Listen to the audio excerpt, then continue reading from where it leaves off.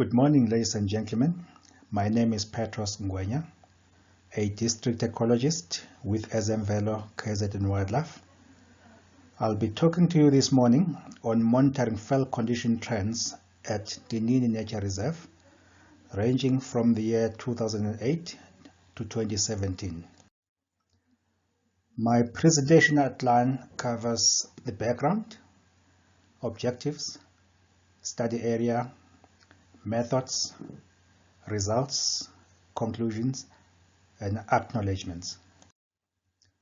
Starting with the background, Ntinini Nature Reserve is one of the small Veld protected areas in northern KwaZulu-Natal, and it is only 747 hectares in size. The vegetation pattern of the area is savanna with a variety of habitats. The reserve was formerly managed by the KwaZulu Department of Nature Conservation prior to the amalgamation with Veld KZN Wildlife way back in 1997. Being a small nature reserve with a variety of large herbivores means that it requires regular veld monitoring and herbivore management in order to avoid overgrazing and veld degradation. Therefore, this necessitated setting up permanent veld monitoring plots to be monitored on a regular basis. As most of us know that fire is the only practical and economical tool for managers to manage and manipulate rangelands, it is therefore essential that we maintain a good grass cover. This is because for fire to be an effective veld management tool, it requires that sufficient herbaceous biomass is accumulated, which is should be either 4 tons or more per hectare. This is because burning with biomass that is less than 4 tons per hectare is not effective or does not produce effective fire to suppress bush encroachment in savannas. Overgrazing enhances rapid bush encroachment and soil erosion in rangelands due to the depletion of the herbaceous layer.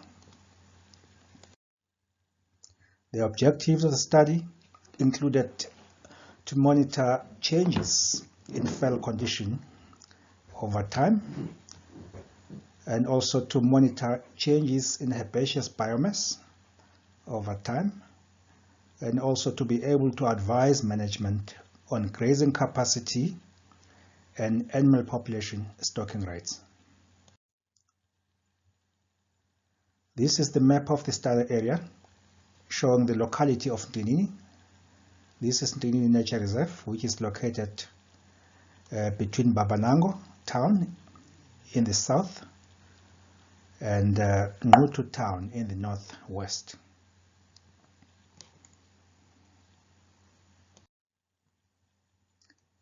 This picture is just a sneak preview into the vegetation pattern of Ntinini, which is savanna, but dominated by the acacia trees. And this is a map showing the location of the veld condition assessment plots. As I said, there are about 7 plots which are evenly distributed across the protected area. This area here is the Zungwini Hill, which is an elevated area within Ntinini, which is surrounded by these low-lying areas which are more accessible or easily accessible to the herbivores, whereas this top area here is less accessible. And the picture you see here is just a demonstration of the demarcation of the monitoring plot prior to the sampling taking place. Coming to the methods, we set up 7 30 by 30 meter fell condition assessment plots, which were sampled from 2008 to 2017 using a step point technique. We repeat the surveys every 5 years. We sampled 200 sample points within each 30 by 30 meter plot. Data were analyzed using the benchmark method as well as the univariate scatter plots, and the dispatcher meter was used to measure herbaceous biomass. Coming to the results, if you look at the graph on the left, the red lines indicate the plots that had a decline in fell condition between 2008 and 2017, whereas the green lines indicate plots that either remained stable or slightly improved in fell condition between 2008 and 2017. As you can see here, out of the 7 plots that are surveyed, are monitored at Ntinini, 4 of the plots showed a decline in fell condition, whereas only 3 showed a slight improvement in fell condition. And the graph on the right hand side shows the magnitude of change in fell condition between 2008 and 2017. As you can see above this 0 line, there are 3 plots that showed a slight improvement in fell condition. But when you look at below the 0 line, you can see that the magnitude is much higher. The magnitude of change on the declining side is much higher compared to the improvement side, which is an indication that there was a relatively higher decline in fell condition compared to the improvement. Here we just wanted to show you all the sites so you can see how the sites compared in terms of their fell condition scores. You can see that most of the sites here at Ntinini have a relatively low fell condition score, except for the 2 plots. These 2 plots are situated on top of the Zongwenya Hill, which is an elevated sort of hill within the reserve. And I believe that the higher fell condition here is due to the fact that this area is less accessible to herbivores and therefore experiencing less grazing pressure compared to the other plots. Nevertheless, you can see that even those plots showed a decline in fell condition, as is the case with the other plots. The graphs that I showed here are showing you the trends in species composition, that's herbaceous species composition, between 2008 and 2017. The herbaceous species composition is where we categorized all the grass species or herbaceous species into their ecological status, which are increases 2B, 2C, increases 3, and decreases.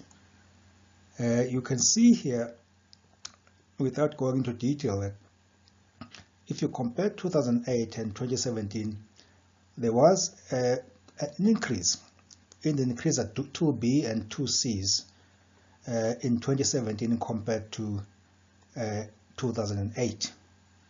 This, of course, is an indication of a decline in fell condition because we are seeing an increase in the unpalatable species compared to the decreases, the palatable species.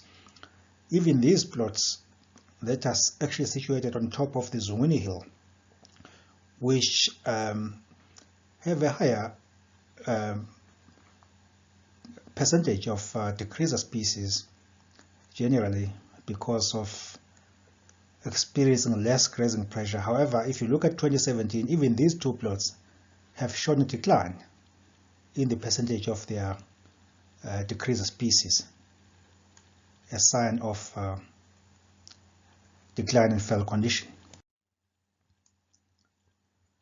In this graph, I then averaged all the herbaceous species composition according to their ecological status. In this case, we were not interested in showing all the sites, but we just averaged all these categories, increase at 1, 2B, 2C across all the plots. And again, the trend is just clear here that you are seeing an increase in the unpalatable species, which are the increases across the categories. There is an increase from increaser 1 to increaser 3. There has been an increase in these undesirable species or unpalatable species. When you look at the decreases, again, there's a clear trend here that the decreases have gone down, have declined, which is a clear indication of a decline in fell condition generally.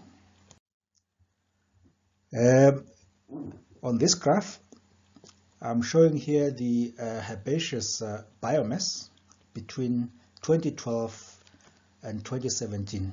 In other words, they only started recording herbaceous biomass here in 2012.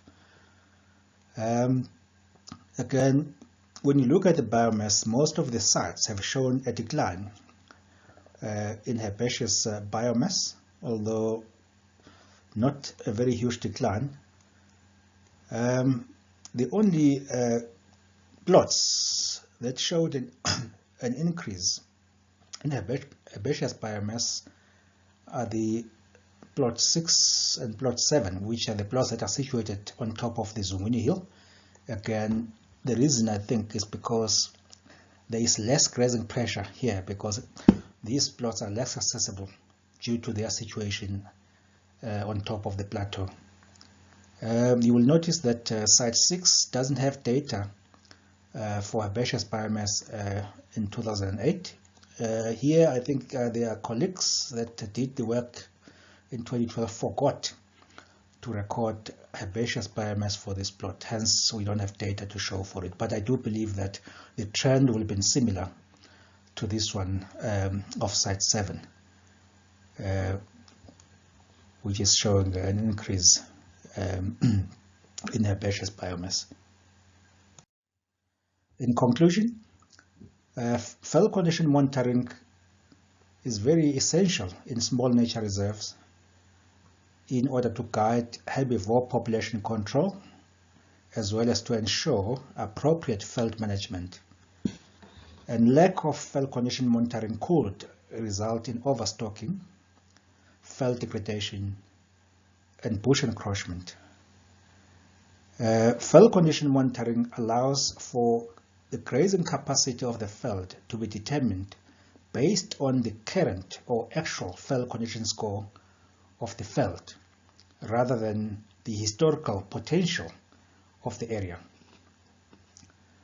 Such determination avoids the stocking of the veld based on its historical grazing potential, which may result in overstocking the veld, because the veld may not necessarily be in its historically prime condition.